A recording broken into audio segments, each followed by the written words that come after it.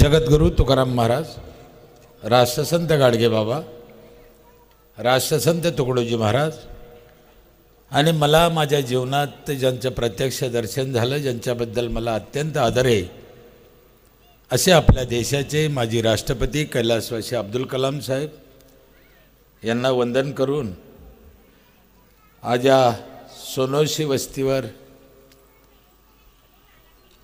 कृषी पंढरीचे वारकरी स्वर्गीय कारभारी दादा गीते यांच्या द्वितीय पुण्यस्मरणानिमित्त या कार्यक्रमाचं आयोजन केलं. गीते परिवाराने यामध्ये आम्हालाही बोलवलं, आमचा आदर सत्कार केला. त्याबद्दल या परिवाराचे मी मनापासून आभार मानतो. या कार्यक्रमाला सोहळ्याला अनेक प्रतिष्ठित मंडळी आहेत. काही विविध लोकांना पुरस्कार पण देण्याचं या परिवाराने ठरवलेलं आहे. त्यामध्ये आदरणीय कुलगुरू साहेब सुद्धा आवर्जून इथे उपस्थित आहेत.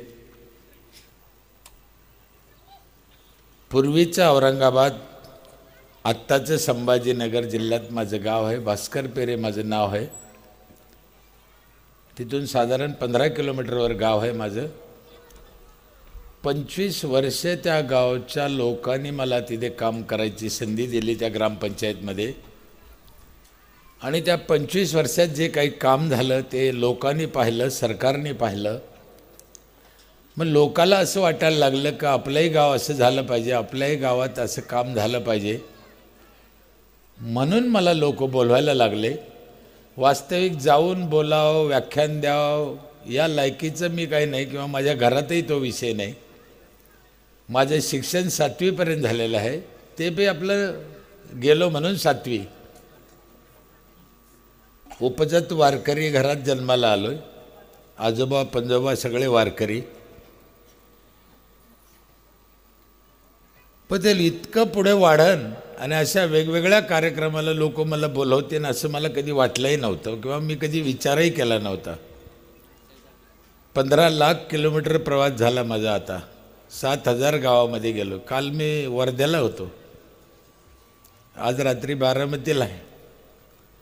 रोज 300, 400, 500 किलोमीटर प्रवास होतो. देवाचे उपकार आहे, माझ्याकडून ते शक्य होऊ राहिलं. त्याचं कारण असे की घरी काही व्याप नाही मला. शेती नाही, काही दुकान नाही, धंदा नाही, गाय वासरू काही नाही. देवाचे उपकार हे त्याने काही दिलं नाही आपल्याला. देवाचे आणखीन एक उपकार आहे, मला मुलगाही पण नाही. मुली आहे 5, त्यांचे लग्न झाले, ज्याचे त्याचे घरी आहे. घरात दोघं म्हातारा म्हातारी आहे. उन्हेपुरे उरलेले बोनसचे दिवस काढायचे. 68 वय चालू आहे. 4-5 महिन्यापूर्वी माझ्या तुमच्या सोलापूर पुणे हायवेला ॲक्सिडेंट झाला होता गाडीचा. गाडी एकदम चोरा झाली. पण मला तुमच्या आशीर्वादाने काही लागले नाही. मग तेच असं वाटतं की बा समाजाच्या आशीर्वादानं पुन्हा आपल्याला पुनर्जन्म मिळायला जात राहायचं, जायचं. त्यातल्या त्यात अशा ठिकाणी जायला मी स्वतःला भाग्यवान समजतो की इतके मोठाले लोक, एवढे विद्वान, शिकलेले, सुशिक्षित लोक, अधिकारी वर्ग, यांना सुद्धा वाटलं की आपल्या वडिलाच्या पुण्यतिथीला ह्या माणसाला बोलवावं. याच्यापेक्षा जीवनात काय भाग्य पाहिजे, काय पाहिजे, माणसाला लागतं काय. आणि ज्यांच्या पुण्यस्मरणासाठी आलो त्यांच्या नाव पत्रिका पाहिल्यावर मला एक शब्द खूप आवडला, कृषी पंढरीचे वारकरी. एवढा शब्द ज्याच्या नावामागं लागतो, अर्थात तो साक्षात विठ्ठलाचाच अंश असला पाहिजे, त्याच्याशिवाय ते शक्य नाही. म्हणून या मुलांनी, अधिकाऱ्यांनी त्यांच्या गेल्या वर्षी पण केलं तर म्हणे, यावर्षी पण केला. सहजासहजी असं आता तुरळक घटना घडतात. फार क्वचित ठिकाणी असं आईवडिलांचं स्मरण केलं जातं. नाही ते जिवंत आईबापालाही कोणी पाहत नाही. आता असे पण महाभाग जन्माला आले. मी तर ऐकलं, खरं का खोटं माहीत नाही, रेमंड कंपनीचा मालक, काय तो फिरोदिया का काय नाव आहे त्याचं, 3,000 रुपये मीटर कपड्याचा, 3,000 रुपये मीटरचा कपडा आहे, त्याच्या फॅक्टरीच्या मालकाला त्या पोराने घराच्या बाहेर काढलं. असे पण लोक आहे. महाराजांनी सांगितल्याप्रमाणे कुळी कन्यापुत्र होती जे सात्विक तयाचा हरिक वाटे देवा, अशा लोकांचा अशा पोरांचा परमेश्वराला सुद्धा हरिक वाटतो. तर तुम्हा आम्हाला वाटणं काही नवल नाही. त्यांच्या हातून चांगलं काम घडो, चांगली सेवा घडो. पण हे कधी घडतं हे पण सहजासहजी घडत नाही. आपल्याला वाटतंय. त्यासाठी महाराजांनी दिलेलं एक उदाहरण आहे की शुद्ध बीजापोटी फळे रसाळ गोमटी. चांगलं बीज असलं तरच पुढं चांगलं जन्माला येऊ शकतं, ते नाही तर नाही. म्हणून मी मुद्दाम स्वर्गीय कारभारी दादा गीतेंच्या यांना मी स्मरण करतो, मी वंदन करतो. आणि एक अर्धा पाऊण तास आमदार साहेब येणार आहे, तोपर्यंत काय माझ्या गावची माहिती मी आपल्याला देतो. 25 वर्षाच्या काळात मला एक महत्त्वाचा अनुभव माझ्या गावामध्ये आला की ग्रामपंचायत ही सगळ्यात महत्त्वाचा विषय आहे आजकाल राज्यामध्ये, देशामध्ये. सहकार क्षेत्र बुडत चाललंय. म्हणून ग्रामपंचायतीने जास्त काळजी घेणं आणि गावाच्या लोकांना सुखी करणं खूप गरजेचं आहे. पण सरपंच लोकांच्या हे लक्षात आलं नाही किंवा ग्रामपंचायतीला हे कळलं नाही किंवा त्यांनी कधी त्याचा विचारही केला नाही. पूर्वी ग्रामपंचायतकडे पैसा पण नव्हता, लोक बी साधे होते, शिकलेले नव्हते, साधनं नव्हते, म्हणून विकास झाला नाही. पण आत्ता ह्या सगळ्या गोष्टी अनुकूल आहे. एवढं सगळं असताना ग्रामीण भागामध्ये जर आपण विचार केला तर रोज आयुष्य कमी होऊ राहिलं माणसाचं. 100 वर्षाचं आयुष्य असणारा माणूस 60 वर्षावर आला तर 60 वर्षावर. मग आपलं जे 40 वर्ष आयुष्य कमी झालं हे कशाने झालं? 40 वर्ष आयुष्य कमी याला एकच महत्त्वाचं कारण आहे, ते म्हणजे ग्रामपंचायतीने मानवाच्या आरोग्याकडे केलं दुर्लक्ष, म्हणून माणसाचं आयुष्य कमी झालं. त्यासाठी मी सध्या रोज ग्रामपंचायतीला सरपंचाला विनंती करतो की बाबा रे, आपल्या गावातल्या माणसाचं आयुष्य 100 वर्ष कसं होईल याच्याकडे लक्ष जर दिलं तर त्याच्या पोटातच ग्रामविकास दडलेला आहे. कारण रस्ते, पुलं, बांधकाम हे होत राहील, हे काही विशेष नाही आहे, हे काळानुरूप होतच राहणार आहे. पण आयुष्य कमी होऊ राहिलं याला कोण जिम्मेदार आहे? समजा आम्ही आत्ता 60 वर्षावर आलो, आणखीन कमी झालं, पुढच्या 5-50 वर्षात 30-35 उरलं, मग विकास करून त्याचा उपयोग काय होणार आहे? एवढं शिक्षण घेऊन, एवढं समृद्धी असून दुसऱ्या बाजूला आम्ही चंद्रावर चाललो आणि इकडच्या बाजूनं आम्ही जर 30 वर्षात मरणार असेल तर त्याचा उपयोग काय आहे? मग आपल्या पंतप्रधानाचं स्वप्न आहे की मुलीचं लग्न 21व्या वर्षी करा, आणि माणूस जर 20-25 वर्षात मरत असेल तर 21व्या वर्षी लग्न कसं करा? म्हणून माणूस 100 वर्ष जगणं खूप गरज आहे आणि त्यासाठी ग्रामपंचायतीने काम केलं पाहिजे. आता प्रश्न असा आहे, माणसाच्या आयुष्याचा आणि सरपंचाच्या ग्रामपंचायतीचा काय संबंध आहे? हाय काय? पहिलं काम आहे गावाला पाणी स्वच्छ दिलं पाहिजे प्यायला. दुसरं काम आहे गावात स्वच्छता पाहिजे, साफसफाई केली पाहिजे, गटार बंदिस्त पाहिजे. सगळ्या गावचे गटार शक्यतो उघडे, साफसफाई करतच नाही. मी पाहिलं 95% गावं, 95% म्हणतो मी, 75 वर्षात झाडून घेतले नाही, एकदा बी झाडून घेतले नाही. तुम्ही बी तुमचं आठवून पहा गाव. मला वाटतं कधी आयुष्यात झाडून घेतलं असं ग्रामपंचायतीने असं वाटत नाही. आणि आपल्या बापदादाने काय सांगितलं? हात फिरे तिथे लक्ष्मी फिरे. आणि 75 वर्षात हात नाही फिरे, लक्ष्मी कुठून फिरे? सध्या जे चालू आहे ते आपल्या बापदाद्याच्या पुण्याईवर आहे. स्वतःचं आपलं काय? गटार उघडे. आणखी एक काम आहे, झाडं लावले पाहिजे, वृक्षारोपण केलं पाहिजे. झाडाचं प्रमाण खूप कमी आहे. झाडं हा अतिशय महत्त्वाचा विषय आहे. 400 वर्षापूर्वी जगद्गुरू तुकाराम महाराजांनी त्याचं वर्णन गाथ्यात केलेलं आहे. वृक्षवल्ली आम्हा सोयरे वनचरी, झाडाला सोयरे म्हणलेलं आहे. म्हणून ग्रामपंचायतीला माझी विनंती आहे की झाडं लावा, भरपूर लावा आणि फळाचे लावा. नुसते झाडं लावून बी उपयोग नाही, फळाचे लावा. मुलांचं शिक्षण चांगलं करा, शाळा अंगणवाड्या इकडे लक्ष द्या. आणखी एक काम आहे, शक्यतो बाहेरचं खायचं नाही. गावातल्या गावात जे तयार होतं किंवा जे तयार करता येईल आपल्याला तेच खाल्लं पाहिजे. बाजारातून आणून किंवा मार्केटमधून आणून खाणं टाळलं पाहिजे. आणखी एक काम माझ्या लक्षात आलं, जे वयस्कर लोक आहे, म्हातारे लोक आहे, 60, 70, 80 वर्षाचे, निराधार आहे किंवा मुलं बाळं सांभाळत नाही किंवा मुलं बाळं बाहेर गेले, सर्व्हिसला गेले, अशा लोकाला ग्रामपंचायतने सांभाळलं पाहिजे. एकत्र त्यांना जेवण, कपडा, लत्ता, दुखणं, बाहणं त्यांचं केलं पाहिजे. वृद्धाश्रमात नेऊन नाही टाकलं पाहिजे. आपल्या गावातले म्हातारे आपल्या गावातच सांभाळले पाहिजे. म्हणजे काय असते 10, 5, 15, 20 काय गावाला जड होत नाही. हे माझ्या लक्षात आलेल्या ह्या गोष्टी आहे. हे जर केलं तर माणसाचं आयुष्य वाढेल असं मला वाटतं. तुम्हाला आणखीन काही गोष्टी सुचल्या तर तुम्ही करू शकता. एवढ्यावरच भागलं असं नाही, तुम्ही पण. पहिलं काम सांगितलं पाणी. 4 लिटर पाणी आपल्या पोटात जातं रोज. सगळ्यात जास्त पोटात काय जातं? पाणी. जेवण 1 किलो, पाणी 4 लिटर. कोणत्याही डॉक्टरला विचारा, सगळ्यात जास्त आजार कशानं होते? पाण्यानं.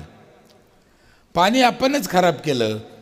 कारखान्याचं पाणी पाण्यात सोडलं, ड्रेनेज पाण्यात सोडलं, संडासचं पाणी पाण्यात सोडलं, खतं औषधाचा मारा झाला पिकावर, ते पण वाहून गेलं, पाण्यात गेलं. एखादं म्हातारी वारली, त्याचं राग भरलं, पाण्यात नेऊन टाकलं. इकडं कुठे टाकते? म्हातारीची राग पाण्यातच टाकते ना. बघा तुम्ही, मेलेल्या माणसाची राग प्यायला चालते का? एवढं कळत असून देखून आपण पाण्यातच टाकतो. एखाद्या माणसाला जर म्हणलं 1 ग्राम राग गिलासभर पाण्यात टाकून दिली, पी भाऊ, तुझ्या वडिलाचं आहे, पिन का? नाही पिणार. एखाद्या बाईला म्हणलं पी बाई, तुझ्या नवऱ्याचं आहे, पिन का? नाही पिणार. मग लोकांच्या पाण्यात पोतभर 1 क्विंटलभर कसं काय टाकतो? हे अंधश्रद्धा आहे. कुणीतरी त्याच्या डोक्यात भरवलं किंवा त्या काळात सुरू झालं, त्या काळात ती गरज असेल. महाराष्ट्र राज्याचे लाडके लोकनेते, माजी कृषी मंत्री, माजी महसूल मंत्री आदरणीय बाळासाहेबजी थोरात साहेब यांचं या ठिकाणी आगमन झालेलं आहे. टाळ्यांच्या गजरामध्ये आपण साहेबांचं या ठिकाणी स्वागत करायचं आहे. दादांना विनम्र अभिवादन करण्यासाठी आणि खऱ्या अर्थाने हा अलौकिक विचाराचा यज्ञ जागवताना त्या विचारांना ताकद देण्यासाठी साहेब आपण या ठिकाणी उपस्थित झालात. स्वर्गीय कारभारी दादा गीते प्रतिष्ठानच्या वतीनं आपलं स्वागत करतो. म्हणून मेलेल्या माणसाची राख पाण्यात टाकायला नाही पाहिजे. मग काय करायला पाहिजे? त्याचं आपल्या शेतात म्हणा कुठेतरी 2-4 खड्डे करायचे, त्या खड्ड्यात ती राख टाकायची, त्यामध्ये 4-5 झाडं लावायचे. आईवडिलाची आठवण राहते, पर्यावरणाचं काम होतं आणि पाणी खराब व्हायचं वाचतं. हे आम्ही केलं आहे, आमच्या इथे चालू केलं, मी स्वतः हे केलं आहे. खूप चांगली गोष्ट आहे. त्यामुळे पाणी खराब व्हायचं वाचतं. असे जे कारणं आहे पाणी खराब व्हायचे ते जर टाळले आपण, तर राज्याचं पाणी तर आपण दुरुस्त करू शकत नाही, पण आपल्या गावचं पाणी आपण स्वच्छ करून पिऊ शकतो. म्हणून पाणी स्वच्छ करून प्या, झाडं भरपूर लावा, फळाचे लावा. मी आल्यापासून आता ऐकलं इथे भाग दुष्काळी आहे, दुष्काळी आहे. त्याचं एक महत्त्वाचं कारण ते पण असतं की झाडं, जिथं झाडं आहे तिथं पाऊस पडत असतो. म्हणूनच झाडाला पावसाचं ATM म्हणलेलं आहे. झाडाशिवाय पाऊस पडत नाही. पण आपल्याला काय सांगितलं गेलं, आपल्या डोक्यात काय भरवलं? पाऊस नाही पडला तर सप्ताह घाला म्हणे. सप्ताह घातल्याने पाऊस पडत नसतो. मी मुळात वारकरी समाजाचा.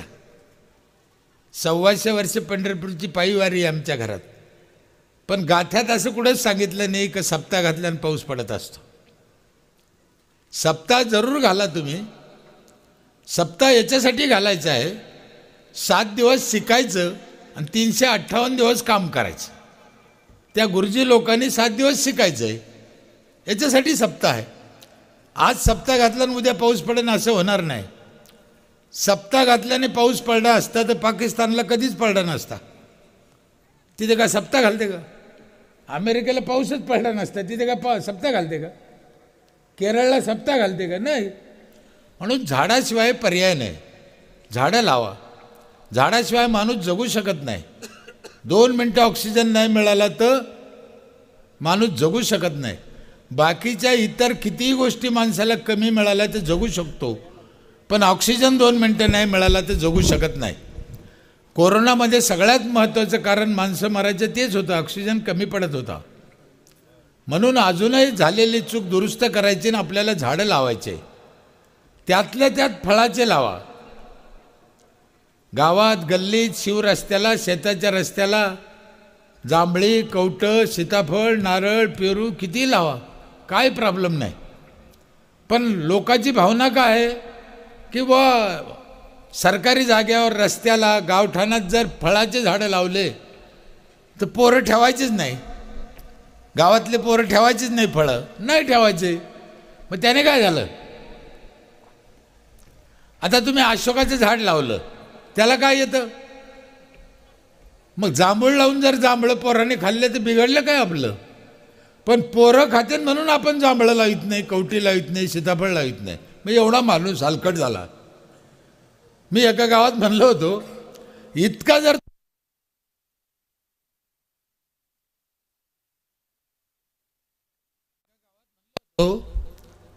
पोरं खातीन म्हणून जर तुम्ही फळाची झाडं लावत नसाल तर मग त्या भानगडीतच कशाला गेले? काय गरज पडली होती त्याच्या वाचून?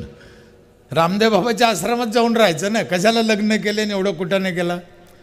लहान पोराने रस्त्याला फळं खाल्ले तर माणसाला आनंद व्हायला पाहिजे होता. बहुतेक इथं वयस्कर लोक आहे. आमच्या लहानपणी कधी आम्ही विकत फळं खाल्ले नाही, असेच रानात जाऊन तोडून खायचो आणि सगळ्या प्रकारचे फळं मिळायचे ज्या त्या सीझनलाच येते. मग आता राहिलेच नाही. 200 रुपये किलो जांभळं होते म्हणते यावर्षी. जांभळं 200 रुपये किलो. कौट तर कुठं दिसायला तयार नाही. मला कोल्हापूरहून फोन आला होता एका फॅक्टरीवाल्याचा, कौट मिळेल का म्हणे तुमच्या इकडं. अरे म्हणलं आमच्याजवळ कशाचं कौट आलं? नाही म्हणे इकडे कौट नाही राहिलं ना, आमचं बर्फी बनवायचं कारखाना आहे म्हणे कवटेचा. म्हणजे पहा, काही झाडं तर असे दुर्मिळ होत चालले फळाचे, आणि ज्या त्या सीझनला जे ते फळं खाल्ले पाहिजे त्यासाठी ते आरोग्याला चांगले असते. म्हणून झाडं भरपूर लावा, फळाचे लावा. गावात स्वच्छता ठेवा. मुलांचं शिक्षण महत्त्वाचं आहे. शिक्षणाशिवाय पर्याय नाही. तुम्ही आज बी बघा, खेड्यातली बाई 200 रुपये रोजानं जाते, मास्तरनीला 2000 पगार आहे. काय कारण? तिच्या बापाने तिला शिकवलं म्हणून तिला तो फायदा झाला. मग आपल्या लेकराला कोण शिकवीन? म्हणून काही झालं तरी मुलामुलींना शिकवलं पाहिजे. आणि नुसतं पगारासाठीच नाही, जीवन सुखी करायचं असलं तर शिक्षणाशिवाय पर्याय नाही. म्हणून जुन्या जे काही शाहू महाराज, सावित्रीबाई फुले, डॉक्टर बाबासाहेब आंबेडकर, किंवा ही सुरुवात ज्ञानेश्वर महाराजापासून झालेली आहे शिक्षणाचं महत्त्वाची. हरिपाठात सांगितलेलं आहे, बुद्धीचे वैभव अन्य नाही तुझे, एका कैशी राजे सकळ सिद्धी. बुद्धीशिवाय काही खरं नाही, आणि बुद्धी येते ती शिक्षणानं. म्हणून मुलांचं शिक्षण चांगलं झालं पाहिजे. गावात स्वच्छता पाहिजे. आरोग्य चांगलं असलं तरच माणूस 100 वर्ष जगू शकतो. बाहेरचं खाणं एक टाळा म्हणलं मी. आता सध्या बघा, गेल्या वर्षी तुळजापूरला तेलाचा कारखाना धरला. छटाक धान्य नव्हतं त्या कारखान्यात, तेल निघत होतं. आत्ता 15 दिवस झाले मुंबईला एक कारखाना धरला तेलाचा. धान्य कोणतंच नव्हतं, तेल निघत होतं. सुरत लिहिलेले डबे होते, त्या डब्यावर लिहिलेले सुरतचे बोर्ड लिहिलेले होते. कारखाना तेलाचा, धान्य कोणतंच नाही. मग तेल कशाचं तयार होत होतं? कसं जगन 100 वर्ष माणूस? मसाले, मसाल्यामध्ये घोड्याची लीत घालून येते. हळदी पावडर, मिरची पावडर, धने पावडर हे काय बाजारातून घ्यायच्या वस्तू आहे का? हे गावातल्या गावात तयार होऊ शकतं आपल्या घरच्या घरी. म्हणून गावातलं खायचं. आमचे मसाले लय भारी एवढं सांगायचं कोटी रुपये घेतो एक माणूस टी व्हीला, मग त्या मसाल्यात काय टाकून देत असेल तो. म्हणून गावातल्या गावात तयार झालं पाहिजे आणि ग्रामपंचायतीने हे केलं पाहिजे. ग्रामपंचायतीने पुढाकार घेऊन लोकांना या गोष्टी दिल्या पाहिजे. आणि शेवटचं मी एक सांगितलं तसं वयस्कर म्हाताऱ्याला जीव लावला पाहिजे, सगळं सांभाळलं पाहिजे, त्यांचं दुखणं खाणं भाणं. वृद्धाश्रम बंद झाले पाहिजे, अजिबात नाही. महाराष्ट्रात एक बी वृद्धाश्रम नको. आपलं म्हातारं आपल्या गावात सांभाळलं की वृद्धाश्रम कशाला पाहिजे, काही गरज नाही. आणि वृद्धाश्रममध्ये नेऊन टाकणं म्हणजे जलात नेऊन टाकल्यासारखं आहे. अर्थात हे सगळी व्यवस्था करायची ग्रामपंचायतनं, तर तिच्याकडे पैसा पाहिजे. लोकांकडे पैसा आहे, लोकांकडून पैसे घ्या, लोकांना सुविधा द्या. पण आपल्या महाराष्ट्रात खेड्यापाड्यात समाजाकडून ग्रामपंचायत पैसाच घेत नाही. सरपंच घाबरतो की मी जर लोकाला पैसे मागितले तर लोक मला पुढच्या वेळेस निवडून देणार नाही. ही त्याच्या मनात असलेली भीती अतिशय वाईट आहे. 10-10, 15-15, 20-20 वर्ष झाले काही लोकांनी टॅक्स भरला नाही. आणि टॅक्स तरी किती घे, वर्षाला 1000 रुपये लय झाला, टॅक्स वाढत झाली नाही. आपल्या महाराष्ट्रात साहेब बसलेले आहे, 1960ला साफसफाईचा कर 25 रुपये लावलेला आहे. 1960ला एका घराला साफसफाईचा कर 25 रुपये. आज बी 25च आहे. 1960 कुठं, आज कुठं. 1960ला 100 रुपये गहू विकत होते, तोच टॅक्स आज आहे, त्याच्यात काही बदल झाला नाही. आम्हाला 4 वर्षाला रिन्युअल करायचं सांगितलं, पण आम्ही केलंच नाही. म्हणून ग्रामपंचायतीने दर 2, 3, 4 वर्षाला टॅक्स वाढवला पाहिजे आणि 100% वसूल केला पाहिजे. आपला खर्च किती, आपल्याकडं आवक किती, नफ्या तोट्याचा ताळाबंद केला पाहिजे पंचायतीनं. आणि पंचायतीने उत्पन्न वाढवायसाठी प्रयत्न केले पाहिजे. उद्योग करा, धंदे करा. आम्ही पेट्रोल पंपच्या एनओशा दिल्या, आम्ही टावरच्या एनओशा दिल्या, आम्ही गॅसच्या एनओशा दिल्या, पण पंचायतीने हे काम स्वतःकडे घेतलं नाही. आणि त्यांच्या कधी लक्षातच आलं नाही की हे आपण करू शकतो. करू शकत होते. ज्या पद्धतीने सोसायटी किंवा सहकार पद्धत पूर्वी जास्त जोराने चालायची त्यांनी केलं, त्याच पद्धतीने ग्रामपंचायतीने आज हे सगळे कामं करायची गरज आहे. म्हणून ग्रामपंचायतकडे पैसा पाहिजे. आणि आम्ही तेच नियोजन केलं, तेच हेरलं की पैशाशिवाय लोकांना सुविधा देता येत नाही. मग आम्ही आमचा ताळेबंद मांडला. माझ्या ग्रामपंचायतीचा नफा खर्च मी तुम्हाला सांगतो 10 मिनटात, म्हणजे तुमच्या लक्षात येईल. 800 कुटुंब आहे माझ्या गावचे, 4000 लोकसंख्या आहे. एका घराला सरासरी 5000 रुपये टॅक्स घेतो मी दरवर्षी. 40 लाख रुपये जमा होते माझ्याकडे, 40 लाख दरवर्षी. आणि 100% लोक टॅक्स भरतात. सरकार देतं 15 वित्त आयोगातून, आता ते वेगळं, आमदार खासदाराकडून घेतले ते वेगळे, शासकीय योजनाचा फायदा घेतला तो वेगळा. मला आत्तापर्यंत 4 कोटी रुपयाचे पुरस्कार मिळाले माझ्या गावाला, ते वेगळे.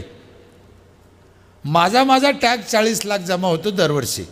आणि 100% गरीब दुबळे सगळे लोक पैसे भरतेच. आणि 1 एप्रिलला भरते, वर्षाच्या सुरुवातीला. माझ्या इथली पद्धत वर्ष संपल्यावर टॅक्स घेत नाही आम्ही, वर्षाच्या सुरुवातीला घेतो. माझ्या इथे काही महिला अशा आहे, त्याच्यापैकी एका महिलाचं नाव सांगतो तुम्हाला, बिजलाबाई मुच्छक. ही विधवा आहे, घरकुलात राहते, दारिद्र्य रेषेखाली आहे, तिला मुलबाळ नाही. एक मुलगा होता तो पण वारला. 250-300 रुपये रोजानं लोकांची मंजुरी करते. थोडीफार अपंग पण आहे, ती पण 1 एप्रिलला 5000 रुपये भरते दरवर्षी ग्रामपंचायतीच्या. मी अशा महिलाला असल्यामुळं दंडवत करतो की अशा लोकांमुळं गाव सुधारलं. ग्रामपंचायतीचा टॅक्स भरलाच पाहिजे. माझी तुम्हालाही हात जोडून विनंती आहे, तुम्ही ज्या ज्या ग्रामपंचायत क्षेत्रात असेल काही करा, पण ग्रामपंचायतचा टॅक्स भरा. आणि तुम्ही टॅक्स भरत नाही म्हणून सरपंचाला बोलायची हिंमत तुमच्यात नाही आहे. मग सरपंचाला टॅक्स घ्यायचा नाही आहे मुद्दाम, हे उलट आहे. तुम्हाला वाटतं तुम्ही ग्रामपंचायतला फसवलं, नाही, सरपंचाने तुम्हाला फसवलं.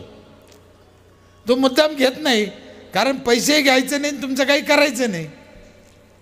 सरकार भरपूर पैसे देतं, आता त्याच्यात आपले 5 वर्षे काढायचे.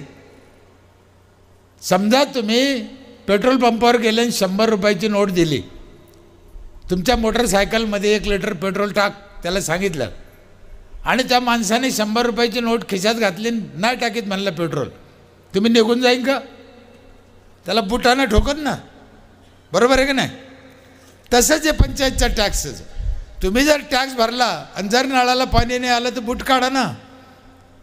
पण तुम्ही टॅक्स भरत नसल्यामुळं तुम्ही नकटे, म्हणून तुम्ही सरपंचाला बोलू शकत नाही. एका हाताने द्या, दुसऱ्या हाताने घ्या, पैसे भरा.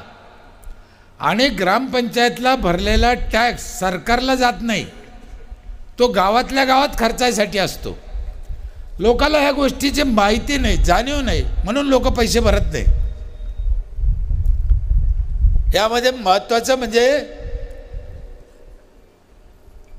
उदाहरणार्थ तुम्हाला 1 कोटी रुपये पाईपलाईनला दिले, गावात पाणी आणून दिलं सरकारने, टाकी बांधून दिली, नळ योजना करून दिली, पण 3 महिन्याने मोटर जळाली, त्याला जर 3,000 रुपये लागत असेल तर सरकार देत नाही.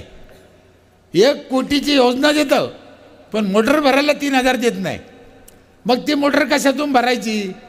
त्याला काय पर्याय आहे? मग त्याच्यासाठी तुम्हाला लोकलचा टॅक्स लागतो. म्हणून लोकांना पैसे भरले पाहिजे. 40 लाख माझ्याकडे जमा होते, 32 लाख माझा खर्च आहे वर्षाचा ग्रामपंचायतचा. 8 लाख मला नफा आहे माझ्या ग्रामपंचायतला, आमच्या पैशातून 8 लाख नफा आहे. सरकार देतं मला 40 लाख 15 वित्त आयोगाचे, ते वेगळे, अनेक योजना आहेत ते वेगळ्या. 40 लाख जमा होते, 32 लाख माझा खर्च आहे, 8 लाख मला नफा आहे. प्रश्न असा आहे, 5,000 रुपये दरवर्षी लोक कसे काय देते, का देते? गावोगाव 1,000 देत नाही, मग तिथे 5,000 का देते? तर आम्ही सुविधा पण त्या पद्धतीच्या गावाला दिलेल्या आहे, म्हणून लोक पैसे देते. हे जे 32 लाख आमचे खर्च होते ते लोकांसाठी खर्च होते, त्याच्यात आम्ही सुविधा देतो. काय सुविधा देतो आम्ही? माझ्या गावात 4 नळातून पाणी येतं एका घराला, वेगवेगळं. धुण्या भांड्याचं पाणी वेगळं, जायकवाडी धरणातून नेलेलं पाणी वेगळं. दोन्ही नळाला 24 घंटे पाणी आहे. जायकवाडी धरणाचं पाणी धुण्या भांड्याला चालतं, प्यायला चालतं. आणि जायकवाडीचं धरणातलं पाणी 3ऱ्या मजल्यावर जातं बगर मोटरचं. बाईनं खाली नाही यायचं, पाण्यानं वर जायचं. 3रं पाणी आहे 20 लिटरचा एक जार एका घराला रोज. कोणत्याच पाण्याला पैसे लागत नाही एकदा 5,000 दिल्यावर. नीट अभ्यास करा. साधारण एक जार केवढ्याला येतो? 20 रुपये पकडा, 600 रुपये महिना. वर्षाचे किती झाले? 7,200. आम्ही घेतले किती? 5,000. आणि 4थं पाणी आहे माझ्या इथे, रोज सकाळी 5 ते 8 संपूर्ण गावाला आंघोळीला गरम पाणी येतं नळाला, 4थ्या नळाला. बाईनं चुलीवर तापायचं नाही. नवरा म्हणला मला आंघोळ करायची, बाई त्या नळाकडे बोट करते, ते नळण तू करशील तर कर, नाही तर तसाच मर. अहो 2 तास बाईचे पाणी तापात जाते आयुष्यातले. रोज 5% आयुष्य महिलाचं पाणी तापात चाललं. आपल्याकडे लाकडं तोडू नका सांगणारे लई गुरुजी पैदा झाले, पण चुलीत काय घालायचं सांगणारा गुरुजी अजून पैदा नाही झाला. लोकाला नुसतं शिकवायला लय आवडतं लोकाला. बरं आमच्या मराठवाड्यात तर लईच बेकार आहे. तुमच्याकडे तरी शिकले सवरलेले चांगले लोक आहे, जरा बरं असेल. आमच्या मराठवाड्यात नुसतं पाणी तापायचं नाही, जिथं आंघोळीची जागा आहे तिथं राजाला नेऊन द्यायचं. इकडं कसं आहे?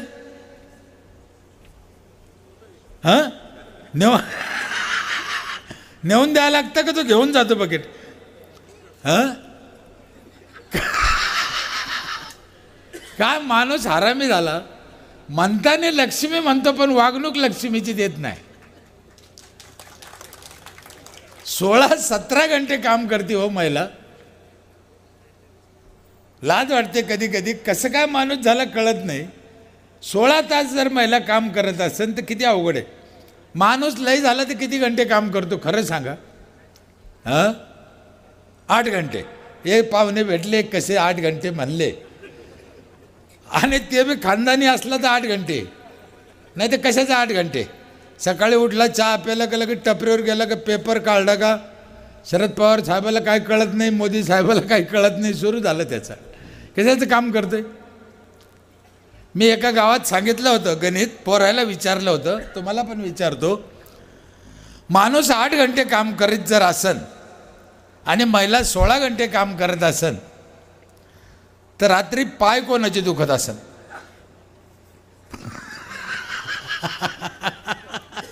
हा बिनलाजा पुन्हा म्हणतो माझे पाय दुखू राहिले. लय हरामी झाला ना माणूस. बरं, तुझ्या 8 घंट्यात दुखत आहे तर मग तिचे 16 घंट्यात किती दुखत असेल?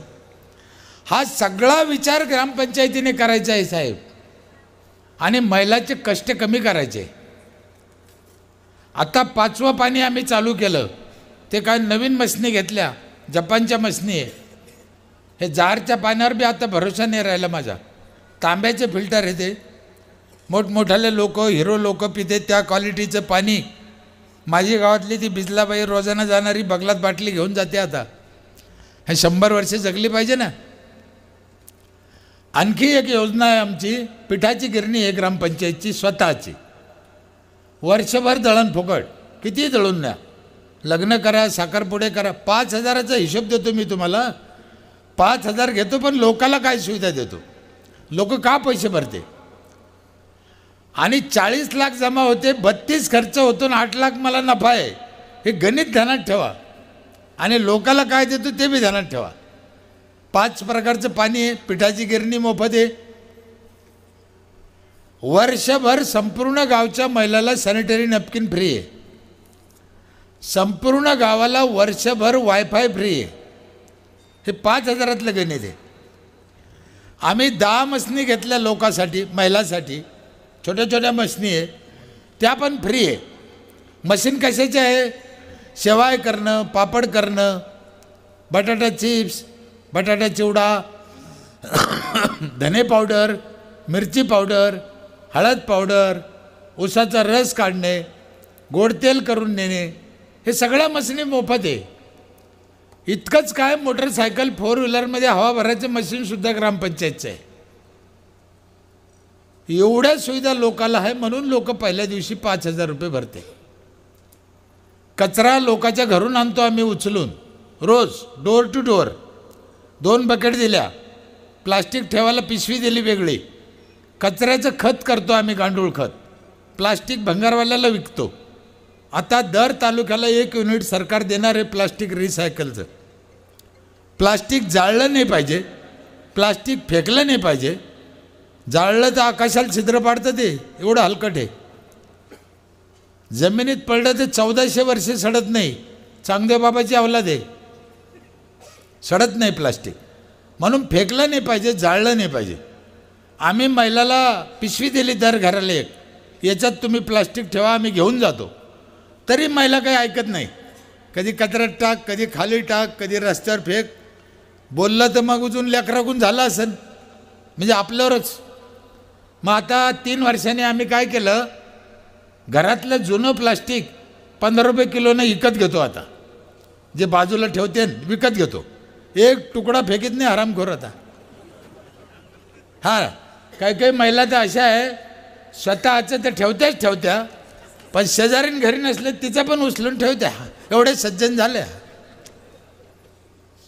मी लई वेळेस सांगितलं, सरपंच होणं लई सोपं आहे. गावातलाच माणूस होऊ शकतो, काय लई मोठी गोष्ट नाही. सरपंच होणं लई सोपं आहे, पण हे गावातले रानडुकरं सांभाळणं लई अवघड आहे. हे ज्याला जमन त्यानेच फॉर्म भरला पाहिजे. हे फार अवघड काम आहे. ही एक डोक्याची एक आहे ना. याच्यासाठी साम दाम दंड भेद सगळा वापरणारा सरपंच लागतो. सरपंच हरामी लागतो. काय काही लोक काय म्हणते आमचा सरपंचलाही चांगला आहे. चांगला असून उपयोग नाही. दूध देतो का? दूध दिला पाहिजे. तुम्हाला एक उदाहरण सांगतो बघा. छत्रपती शिवाजी महाराज आणि जगद्गुरू तुकाराम महाराज या दोघात श्रेष्ठ कोण अशी जर तुलना करायची ठरली, करू नये, पण जर ठरलं तर कोणी काय म्हणन तुकाराम महाराज श्रेष्ठ. मी पण तेच म्हणन. बरोबर आहे.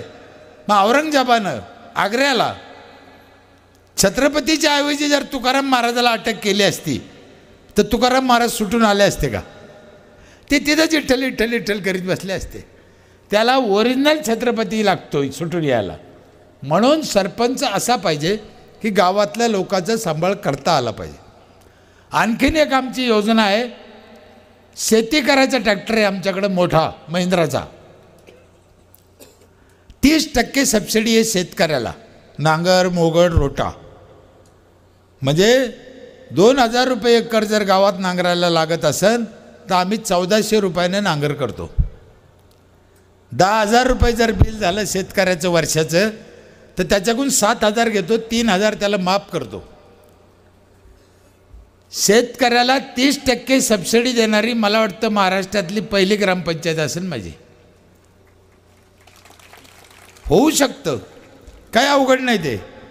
आणि शेतकऱ्याला मदत केलीच पाहिजे हो. ते काय उपकाराची गोष्ट नाही. सरकार मदत करतं नाही असं नाही, पण कधी करतं? तू फाशी घे मग तुला 2 लाख देतो. आता मेल्यावर कशाला देतो मला काय कळत नाही. काय सरकारच्या योजना आहे ना साहेब, हे कधी कधी असं डोकं भनान होतं की कोणा काढल्या योजना मला. आता खरं सांगा, माणूस किती वर्षात मरतो आता? 60-65. आता हे सरकारने एक योजना आणली तुम्हाला माहिती आहे का? 75 वर्षाच्या माणसाला एसटी फुकट. आता 60त मरतो तो डोकं जोडून घ्या वाटतं कधी कधी. अशा योजना आहे. हा ना, मी तर 4 झालो. तिचं बी टी व्हीवर जाहिरात.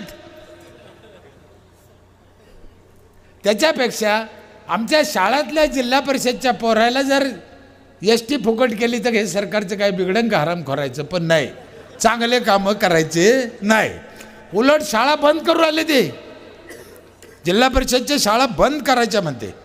मी 7-8 वर्षांनी सांगत होतो का बाबा इथून पुढचे धोके अटळ. त्याच्यातला एक धोका आहे सरकारी शाळा बंद.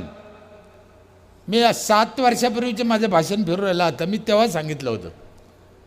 बरं नुसतंच बंद नाही, परवा दिवशी तर नाशिकला तर कळस झाला. कळस आमचा दोस्तच सरपंच आहे दिंडोरीचा. तिथे ती शाळा खाजगी दिली चालवायला आणि त्याच्या उद्घाटनाला गौतमी पाटलाला आणलं होतं. लाज घातली सरकारने, लाज. शाळेच्या उद्घाटनाला गौतमी पाटील म्हणल्यावर आता राहिलं काय मला काय कळत नाही. कसं काय काय म्हणजे यांची इच्छा काय तेच कळत नाही. पण एक आहे, मला ह्या लोकांचा राग येत नाही, कारण ती तशीच आहे. मग आता याला पर्याय काय? याला एकच पर्याय आहे, आपली आपण करा, सोडू नका. ज्ञानेश्वर महाराजांनी आम्हाला वाक्य दिलं, आपल्या गावाने आपल्या ग्रामपंचायतीने आपली सोडवणूक करा. पुढाऱ्याच्या आमदार खासदाराच्या भरोशावर न राहता आपलं आपलं सोडवा. त्यांनी जे दिलं ते घ्या, पण तेच आपलं चांगलं करते याच्यावर अवलंबून बसायचं नाही. त्यांना त्यांचे अनेक कामं आहे ना, किती कामं आहे त्यांना, त्यांच्या डोक्याच्या वरून जाते ते कामं. मग ते तुमच्या गावात येऊन करते ना असं काही नाही.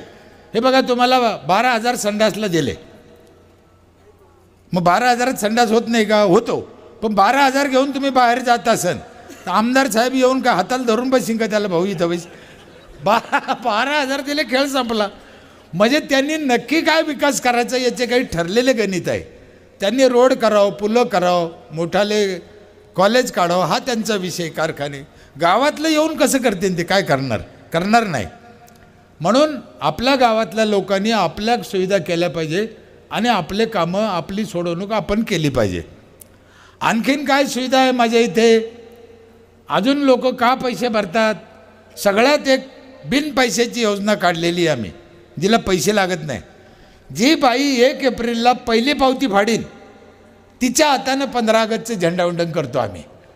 त्याच्यामुळं महिला मार्च महिन्यातच पैसे घेऊन पळाते ग्रामपंचायतमध्ये. मग पहिली पावती फाडली, दुसरी पावती फाटली तर 26 जानेवारी, तिसरी पावती फाटली 1 मे, चौथी पावती फाटली 17 सप्टेंबर. महिलाच्या हाताने झेंडावंदन करतो. तिला एक साडी चोळी घ्यायची, तिच्या हाताने पूजा करून झेंडावंदन करायचं. काय प्रॉब्लेम आहे त्याला? आपल्या गावातल्या महिलांनी झेंडावंदन केलं, सरपंचाला आनंद व्हायला पाहिजे. यानेच माकडांनी दोरी वाढा असं काही लिहिलं आहे का? काही काय करत नाही त्याच्या वाचून काय काय. अहो, जे साखरेनं मरते त्याला विष कशाला द्यायचं? आपलं काम काढून घ्या ना. आणि गावातल्या माणसाचे झेंडावंदन झालं त्यांच्या हाताने तर आनंद व्हायला पाहिजे ना. काय त्याच्यात? पण मोठ्यापणाचा भुकेला आता सध्या काय वाद चालू आहे पाहिलं नाही का तुम्ही? पूजा कोणाच्या हातानं करायची? काय ते विठ्ठल खरपड पडलं का तिथं कोणाच्या हातानं करायची? कोण्या एखाद्या महाराजाच्या वार करायच्या हाताने केली तर काय बिघडतं का? नाही. ह्यो जाईन का त्यो जाईन, त्यो जाईन का ह्यो जाईन. आता तिथं तिसरंच निघालं, दोघांना यायचं नाही म्हणे. हे सगळे मोठ्यापणाचे नाटक आहे. यायला कुठं पूजाशी घेणं आहे? दशमीला गेस्ट हाऊसला मटण खाते हरामखोर, आणि एकादशीला सगळी पूजाला बसते. ते पोटातलं बी बाहेर जात नसेल त्याच्या इतके हलकट आहे. हो ना, कारण ना हे तर कधीच यायला पूजाचं मान नाही द्यायला पाहिजे. हो, कोणत्या बेसवर ते मला कळत नाही. काय त्याचं काय संबंध आहे त्याचा? उद्या मी जरी असलो किंवा तुम्ही असले साहेब, प्रश्न तो नाही. त्यांचा रोल काय तिथं? काय रोल आहे? काहीच नाही ना.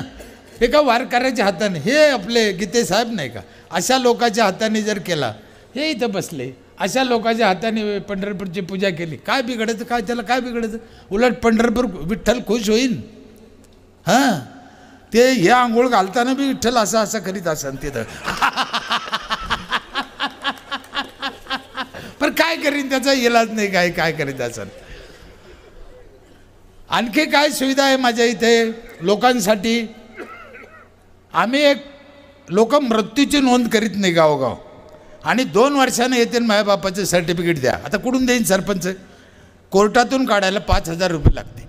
आम्ही ते हेरलं की बाबा यांनी मृत्यूची नोंद केलीच पाहिजे. मग आम्ही काय केलं, जो माणूस अर्ज करीन वडील मेल्याचा, आई मेल्याचा, त्याच्या अंत्यविधीला लागणारं इंधन ग्रामपंचायत फुकट देतात. मग आता त्या इंधनाच्या लालचीनं ते अर्ज करतं. मग अर्ज केला का नोंद होती. इंधन कोणतं देतो आम्ही? लाकडाचं देत नाही, गवऱ्या. आम्ही महिलाकून गवऱ्या विकत घेतो, गवऱ्याचं इंधन करतो, आणि जे माणूस मेलं त्याच्या अंत्यविधीला गवऱ्या देतो. त्याच्यामुळं लाकूड तोड बी कमी होती, आणि त्या गवऱ्यात रस्ता बी चांगलं येतं, जळतं बी शांततेनं, वाकडं तिकडं होत नाही, इकडं इकडं पडत नाही. तुम्हाला भरोसा नसेल तर तुम्ही मरून पहा, त्या गवऱ्यात इतकं मस्त जळतं ते, इतकं मस्त का त्याचा काय अंदाज नाही गवऱ्यात. अशा एक ना अनेक योजना आम्ही केल्यामुळं तिथे ग्रामपंचायतींना लोकाला खूप फायदा झाला, आर्थिक फायदा खूप झाला, म्हणून लोक 5,000 रुपये भरते. माझ्या इथे यावर्षी 1.5 लाख नारळ निघाले. 1.5 लाख रस्त्याला. 2700 झाडं आहे नारळाचे. 1.5 लाख. आणि विकले नाही, पोराने तोडून खाल्ले. तुम्ही माझ्या गावात कोणाच्या घरी जा, गमिलात खोबरं दिसन तुम्हाला. ग्रामपंचायतचं सरकारच्या पैशाने झाडं लावले, सरकारच्या पैशाने खर्च केला. लई झाडं लावले म्हणून प्रतिभाताईने मला पुरस्कार दिला, पाठीवर हात टाकला, लय चांगलं काम केलं म्हणून. वरून 15 लाखाचा चेक दिला, आणि नारळ आमची पोरं खाते. मग एवढ्या सरकारच्या योजना चांगल्या असताना आपण त्याचा फायदा घ्यायला पाहिजे ना. माझ्या स्मशानभूमीत 125 जांभळीची झाडं आहे. इतके जांभळं लागते साहेब त्याला, अख्खं गाव खाऊन जांभळं उरते. महिला आमुष्याच्या दिवशी पण स्मशानभूमीत घुसते. तिला भूत दिसत नाही, जांभळं दिसते. जांभळं ती जांभळाकडेच पाहते आणि घुसते. किती कुंटलानं जांभळं निघते. लावा ना. गावोगाव इतकी जागा आहे साहेब रिकामी, त्या रिकाम्या जागावर भांडणं आहे. मग त्याच्यापेक्षा झाडं लावा ना फळाचे. काय बिघडलं? आम्ही यावर्षी एक प्रयोग केला. आता ज्या लहान गल्ल्या आहे 5 फूट 10 फूट 8 फूट जिथे मोठाले झाडं लावता येत नाही तिथे आम्ही वेल लावले, वेल, दोडकं, कारलं, भोपळं आणि त्याचे मंडप केले त्या गल्लीत. त्या बाईनं तिथेच दोडकं तोडायचं आणि खायचं. पाणी किती लागत आणि जागा किती लागत त्याला, फक्त करायचं पंचायतना. 1 ने 1000 गोष्टी पंचायती करू शकते. सीताफळ आहे, पेरू आहे, लिंबू. आमची 1 एकर जागा रिकामी होती तर आम्ही त्याच्यात शेवगाच लावून टाकला. अख्खं गाव शेवगा खातं. लोकांनी खाल्लं आपल्या तर त्याचं वाईट वाटायला नाही पाहिजे. काय कारण आहे? शेवटी आता मी जे तुम्हाला सांगितलं, आम्ही एवढं केलं, आम्ही एवढं केलं, आम्ही एवढं केलं, कोणाच्या पैशातून केलं? लोकांच्याच पैशातून केलं. मग त्यांच्या पैशातून त्यांना केलं तर बिघडलं काय? म्हणून आपल्या आपल्या पायावर उभं राहायला शिका. उद्या सरकार तुम्हाला पैसे देईन याची गॅरंटी नाही. भारत स्वतंत्र झाला तेव्हा आपल्या देशावर 1 रुपया कर्ज होता, आज 25 रुपयाच्या घरात गेलं. म्हणजे 25 पट कर्ज वाढलं. सरकार जे आपल्याला देतं ते कर्ज काढून देतं, लक्षात ठेवा. हे काही यांच्या घरातून देणार आहे का? नाही. कोणती बी योजना काढली तर समजून घ्या कर्ज काढून तुम्हाला दिली. म्हणून सरकारला अडचणीत आणल्यापेक्षा आपली सोडवणूक करा ना. आपल्या पैसे आहे ना. काय आपल्याला प्रॉब्लेम आहे? नीट काम केलं, नीट शेती केली, नीट राहिलं, 2 कोटीचे टमाटे झाले म्हणते. आणि आमच्या तिकडे आत्महत्या करू राहिले. कष्टाशिवाय पर्याय नाही साहेब. म्हणून आम्हाला महाराजांनी सांगितलं, कामामध्ये कामं तुम्ही म्हणा राम राम. हे रिकामं बसून झाडाखाली रामराम म्हणा म्हणते नाही. डाबरे पोटायचे लोक हे बुटानं आणले पाहिजे, हरामखोर झाले. कष्टाशिवाय पर्याय नाही. जेवढे मोठाले लोक होते हे 18-18 तास काम करते. झोप यांच्या बापाला माहीत नाही. मग पंतप्रधान असो, राष्ट्रपती असो, आमदार असो, खासदार असो, 18-20 तास काम करते. आपल्याला एक बाजू दिसती मोठे झालेली, पण दुसरी आपल्याला 4 घंटे काम करायचं नाही. हे 20-20 तास काम करते. हे कोणाचा फोन आला आणि कोणाचा फोन गेला हे यांच्या डोक्यात राहू जाणे, आपल्या तर अकलीच्या बाहेर येते. म्हणून ते काय होतं, आपल्याला कधी कधी आपण लक्ष दिलं पाहिजे पुढाऱ्याकडं. तुम्हाला एक पुढाऱ्याची गंमत सांगतो. साहेब बसेल, साहेबाला वाईट वाटून देऊ नका. मला एक जणाने विचारलं होतं, पुढारी खरं बोलते का? म्हणलं नाही. मग ते म्हणे पुढारी खोटं बोलते का? म्हणलं नाही. ते म्हणे असं कसं काय दादा, खरं बोलत नाही, खोटं बोलत नाही, मग काय बोलते? म्हणलं ते तोंडाला येईन ते बोलते, तवाचे तवा. जे परिस्थिती पाहून काय आला बी हा म्हणायचं. काय काय करते ते ध्यानातच राहत नसेल ते. आपल्याला वाटतं मला हा म्हणला, ते तुला हा नाही म्हणला, हा म्हणायचं म्हणून म्हणला का? ही त्यांच्यावर ओढवलेली परिस्थिती आहे. कारण डीपी जळाली तर आम्ही जर आमदाराला फोन करीत असेल तर आमच्यासारखे मूर्ख आम्ही. साहेब 25 वर्ष झाले माझ्या गावामध्ये कधी आम्ही जिल्हा परिषद सदस्याला सुद्धा फोन केला नाही डीपीसाठी, किंवा माझ्या गावातले डीपी 2 दिवस उशीर आली असं कधी झालं नाही. त्याचं एकच कारण आहे, 100% वीज बिल माझं गाव भरतं. तुम्ही 100% बिल भरा, लाईट कशी मिळत नाही? लाईटचं धोरण काय आहे, तयार झाल्याबरोबर ताबडतोब विकली पाहिजे. ती गॅस सारखी भरून ठेवता येत नाही. मग MSCB तयार झाल्यावर आधी उधारीवाल्याला देईन का नगदीवाल्याला देईन? साधी गोष्ट आहे. मुंबईला कशी लाईट जात नाही? 2 मिनटं लाईट गेली मुंबईला तर समिती नेमली होती, कशी काय गेली? आणि आमची 2-2 महिने डीपी येत नाही तर इंजिनियरला माहीत होत नाही. याचा अर्थ असा आहे की आपण पैसे भरत नाही. म्हणून पैसे भरायला शिकलं पाहिजे. पैसे भरल्याने काय होतं? सरकारचा टॅक्स असो, ग्रामपंचायतीचा टॅक्स असो, हा भरला पाहिजे. माझ्या गावामध्ये आणखीन एक योजना आहे. वयस्कर गावातले निराधार 38 माणसाला ग्रामपंचायत जेवण देते रोज. कपडा लत्ता चादर दुखणं बाणं 38 म्हाताऱ्याला जेवण देते. माझ्या आयुष्यातलं, माझ्या पंचायतमधलं सगळ्यात महान आणि पुण्याचं काम जर असेल तर त्या 38 म्हाताऱ्याला जेवण देणं हे आहे. कशाला पाहिजे वृद्धाश्रम? हो, आपला बाप म्हातारा आपल्याला सांभाळता आलं पाहिजे ना. आणि गावातला माणूस उपाशी झोपत असेल तर सरपंचाला झोप कशी काय येते? सरपंच त्या गावचा विठ्ठल आहे, सरपंच त्या गावचा माता पिता आहे, पण आता सरपंचानं फार इज्जत घातली. त्याला कळलंच नाही ना कशासाठी येतो. पूर्वी बघा काही वयस्कर लोक आहे इथं, सरपंच साहेब जर असे आले रस्त्यानं आणि महिलांनी जर पाहिलं सरपंच आलं तर बाई 10-12 फूट लांबून जात होती आणि ते पण चप्पल हातात घेऊन जात होती. बरोबर आहे का, है ना? हां, इतकी इज्जत होती सरपंचाला, चप्पलसुद्धा बाई हातात घेऊन जात होती. आता बी बाया चपला काढत्या.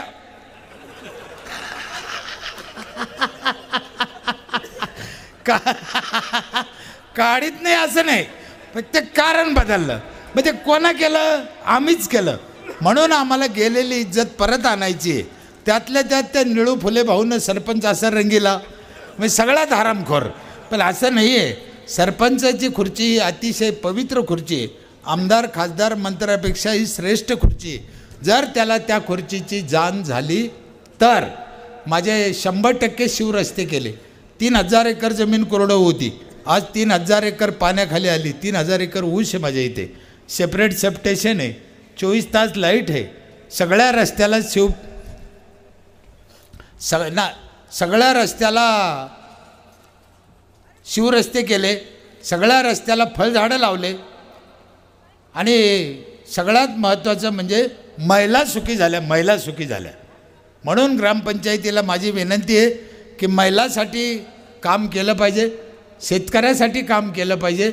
शेतीधंदा खूप चांगला आहे, पण शेती पिकवण्यापेक्षा विकता पण आलं पाहिजे. मला इथं आल्यानंतर या काकाचं पूर्वीचं पाहून ऐकून खरं मनापासून आनंद झाला, खूप आनंद झाला. मी शेतातलं एक उदाहरण सांगतो तुम्हाला, आठवतो.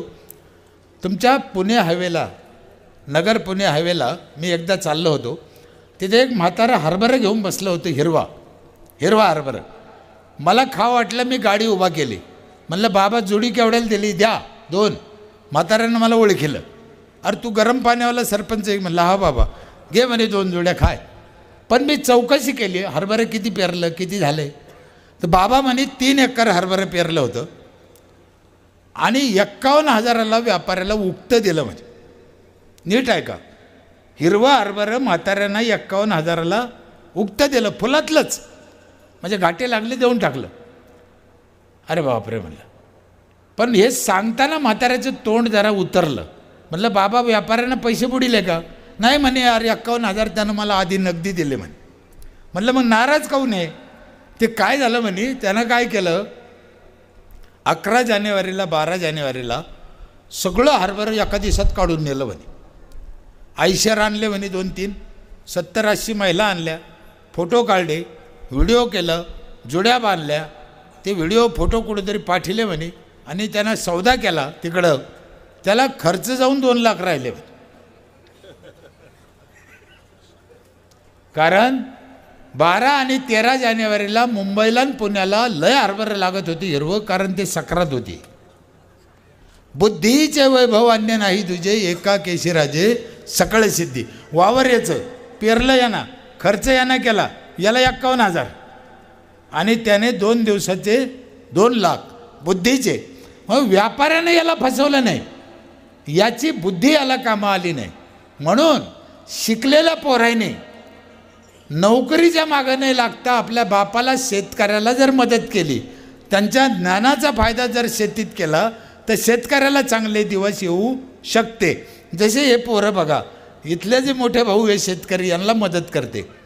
एवढ्या शेतीतून माल कसा घ्यायचा, माल कसा पिकायचा. मी पाहिलं कुठं एक गवताची काडी नाही, कुठं घाण नाही, कुठं काँग्रेस गवत नाही. म्हणून अशा पद्धतीची जर शेती केली तर शेतकऱ्याला चांगले दिवस आल्याशिवाय राहत नाही. आणि शेतकऱ्याला माझी विनंती आहे, शक्यतो औषध कमी वापरा, शक्यतो खत कमी वापरा.